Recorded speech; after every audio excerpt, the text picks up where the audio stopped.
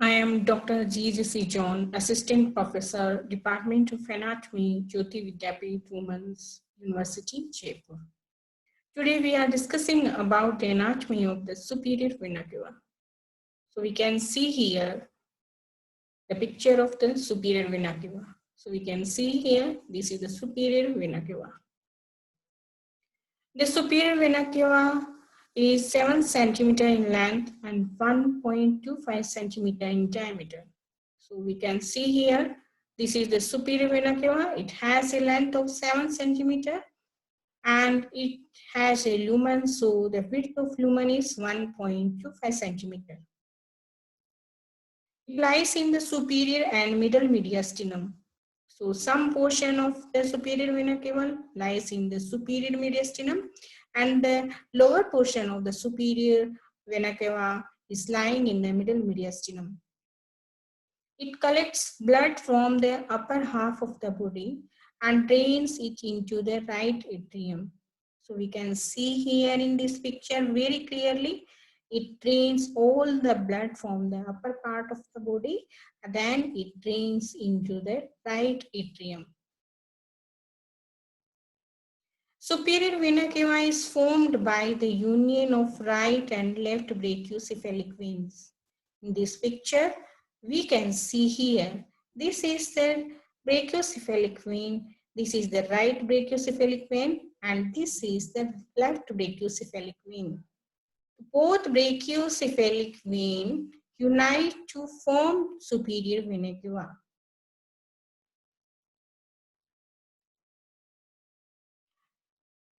They formed at the lower border of the right first costal cartilage and open into the right atrium at the lower border of the right third costal cartilage. Means they formed both brachiocephalic veins, they both formed the superior vena cava at the level of the first costal cartilage, and when they enter into the right atrium, it lies behind the lower border of the right side of the third costal cartilage. So we can see here the both brachiocephalic vein is forming the superior vena cava. The formation is occur at the level of the lower border of the first costal cartilage, and when superior vena cava enter into the right atrium, this portion is behind at the level of the lower border of the right side of the third costal cartilage. Now superior vena cava is divided into two parts, extrapericardial part and intrapericardial part. Extrapericardial part means the portion of the superior vena cava is outside of the pericardium, and the intrapericardial part means the portion of the superior vena cava that lies inside the pericardium. So extrapericardial part, this is the extrapericardial. It lies in the superior mediastinum, and the portion that is enclosed in this pericardium, that is the intrapericardial part that lies in the middle mediastinum, because heart is lying in the middle mediastinum. Now we are going to know about the tributaries of the superior vena cava. So there are some tributaries that mentioned here: right and left brachiocephalic veins, azygous vein, mediastinal and pericardial veins.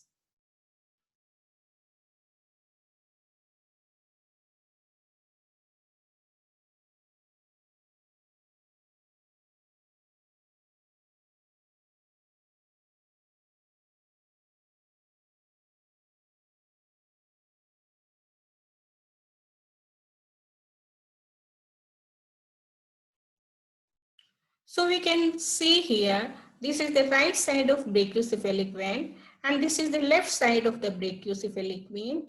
They form the superior vena cava, but they also drain the blood into the superior vena cava. So they are tributaries of the superior vena cava also.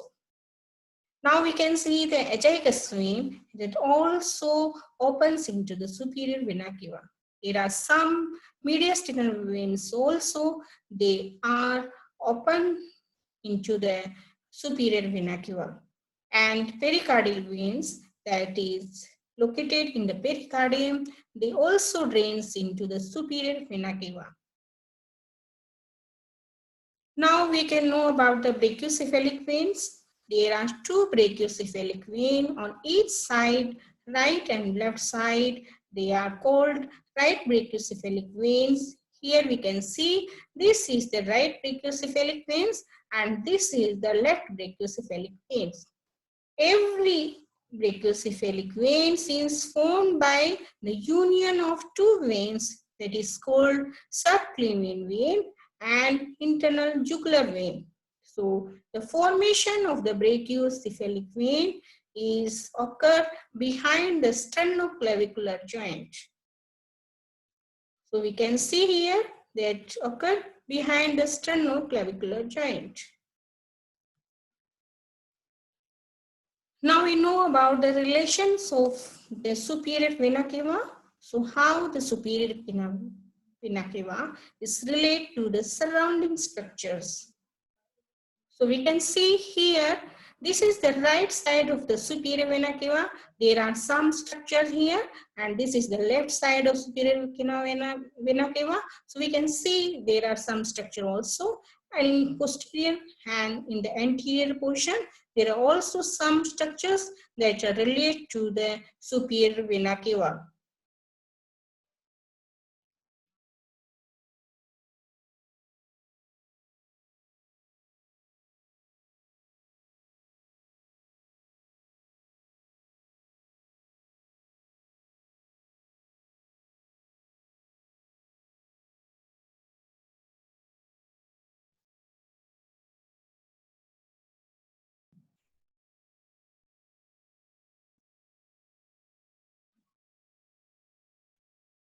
So we can see here in posterior side there is trachea, right pulmonary artery and right bronchus.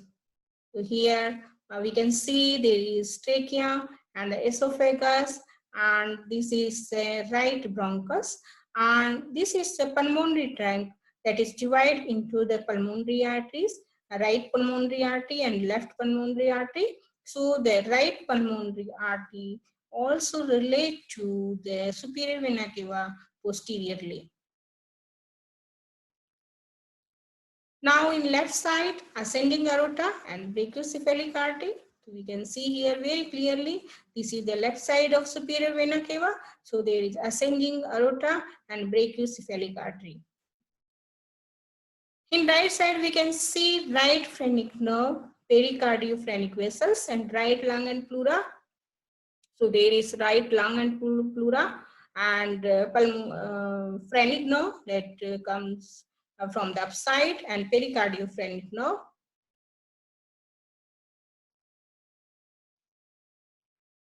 In anterior portion, in anteriorly, there is right internal thoracic vessels and margin of right lungs and pleura and chest wall.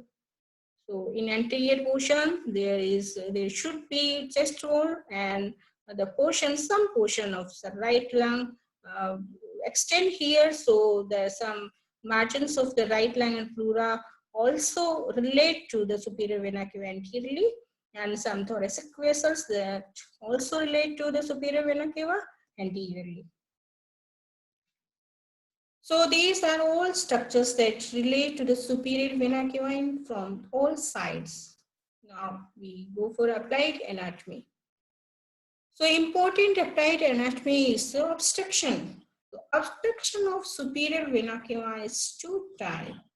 The agaricus vein that drain into the superior vena cava and the obstruction, so that is classified into two types: above the opening of a agaricus vein and below the opening of a agaricus vein. The most common cause of the superior vena cava syndrome is cancer. Primary or metastatic cancer in upper lobe of the right lung can compress the superior vena cava. Lymphoma, or other tumors located in the mediastinum can also cause compression of the superior vena cava.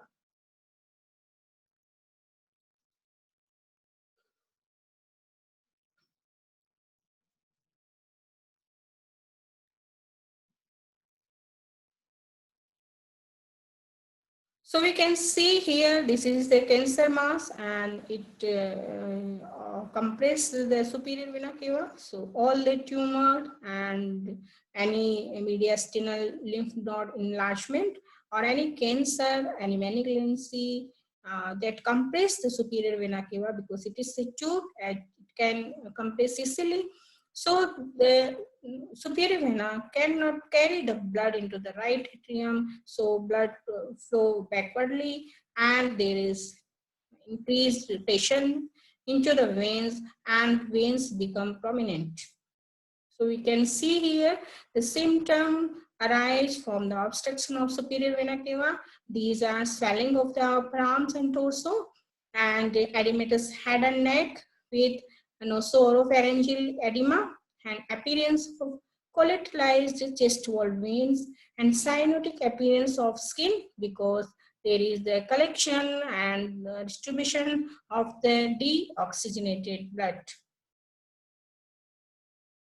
So previously we divided the obstruction on the basis of the opening of the azygous vein. If the obstruction occur above the azygous vein, so what will happen? So if it obstruction happen above the opening of the azygous vein, then all the blood from the upper part of the body drains into the azygous vein through the right superior intercostal vein, and this blood carry from the upper part of the portion through the azygous vein into the superior vena cava and through the last portion of the superior vena cava, it drains into the right atrium. Now, what will happen if the obstruction occur below the opening of the azygous vein? If SVC is obstructed below the opening of the azygous vein, the venous blood from the upper part of the body is returned to the right atrium through inferior vena cava through the collateral pathways formed between the tributaries of superior and inferior vena cava. That is called caval-caval shunt. We can see here, if the condition, if this obstruction occur very sudden and very severe, then we need only surgery. But it happens gradually, then there is a development of collateral pathway between the superior vena cava and the inferior vena cava. So this pathway developed between these superior vena cava and inferior vena cava. This pathway we call caval-caval shunt.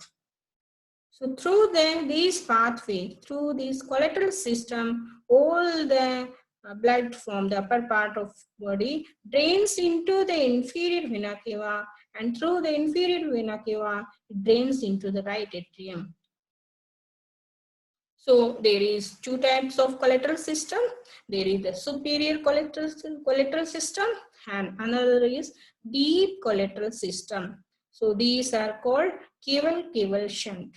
So we discussed about the pathway that is developed very slowly and gradually towards between two cavas. So we have discussed here about the superior vena cava in every aspect, the tributaries, its formations, and how it carry blood from the upper parts of body towards the right atrium, and the clinical conditions, and the pathology, and the symptoms and syndrome.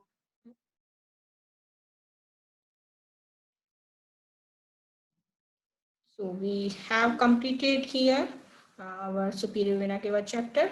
Okay, thank you.